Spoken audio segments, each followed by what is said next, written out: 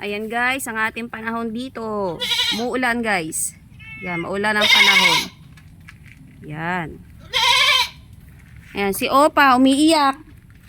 Oh, kasi wala yung mga tropa niya. Nahanap niya yung mga friendship niya. Naglalakad na rin palabas. Iyak na, iyak. Iyak. PTO. Yun yung bagong tropa mo ngayon, oh, yung mag-ina doon, oh, tahimik na. Na-anxiety siya. Na-anxiety ka, Opa? Opa, liga dito.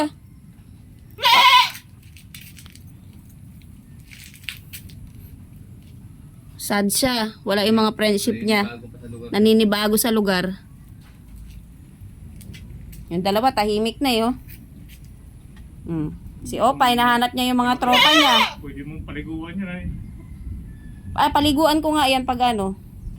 Kasi may Madre Cacao ako ng ano dyan eh. Oh, kailangan ang sabon ko niyan, Madrid. Madre Cacao meron dyan yung mga sabon ng mga aso pa, tsaka mga pusa. Yung Madre Cacao. Kawawa naman si Opa, hinahanap niya yung mga tropa niya. Walang sumasagot sa kanya. Walang... Oh, hindi sumasagot yung dalawa doon. Oh. Sabi niya, ibang lahi to ah. O yan, magiging misis mo yun, oh, si Mrs. Red. Oh. Opa. Parang nga sila hindi na katawan eh. Mas red lang ito eh. Oh, mas red lang tong si Opa.